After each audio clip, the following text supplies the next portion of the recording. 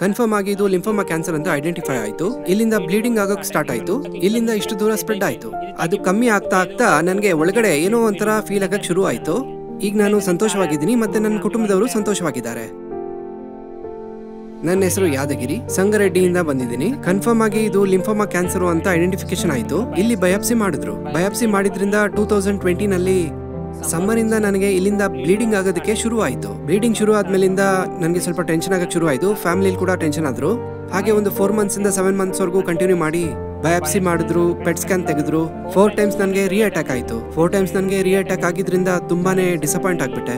ನಾನು ವಿಡಿಯೋಸ್ ನೋಡ್ತಾ ಇದ್ದೆ. ಸ್ಕ್ರೋಲ್ ಮಾಡ್ಬೇಕಾದ್ರೆ ಪುನರ್ಜನ್ ಬಗ್ಗೆ ಒಂದು ರೀಲ್ ಬಂತು. ಆ ರೀಲ್ ನೋಡಿದ್ಮೇಲೆ ಯೂಟ್ಯೂಬ್ ಅಲ್ಲಿ ಸರ್ಚ್ ಮಾಡಿ ಆಮೇಲೆ ಇಲ್ಲಿಗೆ ಬಂದೆ. ನನ್ನ ಹಳೆಯ ಪೆಟ್ ಸ್ಕ್ಯಾನ್ ರಿಪೋರ್ಟ್ಸ್ ಎಲ್ಲ ನೋಡಿ ಸರ್ ನನಗೆ ಟ್ಯಾಬ್ಲೆಟ್ಸ್ ಕೊಟ್ರು. ಆ ಟ್ಯಾಬ್ಲೆಟ್ಸ್ ನ ಫಾಲೋ ಮಾಡಿದ್ಮೇಲೆ ನನಗೆ ಒಳ್ಳೆ ರಿಸಲ್ಟ್ ಕಾಣಿಸಕ್ ಶುರು ಆಯ್ತು. ಆಲ್ರೆಡಿ ನನಗೆ ಇಲ್ಲಿಂದ ಇಲ್ಲಿವರೆಗೂ ಸ್ಪ್ರೆಡ್ ಆಗಿತ್ತು. ಇಲ್ಲಿಂದ ಇಲ್ಲಿವರೆಗೂ ಬಂದು ಬಾಡಿ ಫುಲ್ ಆಗಿ ಸ್ಪ್ರೆಡ್ ಆಗ್ಬಿಡುತ್ತೆ ಅಂತ ನನಗೆ ತುಂಬಾ ಭಯ ಆಗಿತ್ತು. ಸ್ವೆಲ್ಲಿಂಗ್ ತುಂಬಾ ಇತ್ತು. ಸ್ವೆಲ್ಲಿಂಗ್ ಎಲ್ಲ ಸ್ವಲ್ಪವಾಗಿ ಕಮ್ಮಿ ಆಯ್ತು. ದಿನ ಹೋಗ್ತಿದ್ದಂಗೆ ಕಾಣೆ ಆಗೋಯ್ತು. ಅದು ಬೆಳೀತಾ ಇರಬೇಕಾದ್ರೆ ಕತ್ತಲ್ಲಿ ಏನೋ ಒಂಥರ ಇತ್ತು. ಅದು ಕಮ್ಮಿ ಆಗ್ತಾ ಆಗ್ತಾ ಒಳಗಿಂದ ಏನೋ ಹೊರಗಡೆ ಹೋಗ್ತಾ ಇದೆ ಅನ್ನೋ ತರ ಒಂದು ಫೀಲ್ ಆಯ್ತು. ರಿಸಲ್ಟ್ಸ್ ಎಲ್ಲ ತುಂಬಾ ಚೆನ್ನಾಗಿ ಬಂತು. ಸ್ಕ್ಯಾನಿಂಗ್ ಅಲ್ಲಿ ರಿಪೋರ್ಟ್ ಏನ್ ಬಂತು ಅಂದ್ರೆ ಎಲ್ಲಾನು ಕ್ಲಿಯರ್ ಆಗೋಯ್ತು. ಕಂಪ್ಲೀಟ್ ಆಗಿ ಚೇಂಜ್ ರಿಸಲ್ಟ್ ಬಂತು. ಈಗ ನಾನು ಸಂತೋಷವಾಗಿದ್ದೀನಿ ಮತ್ತೆ ನನ್ನ ಕುಟುಂಬದವರು ಸಂತೋಷವಾಗಿದ್ದಾರೆ.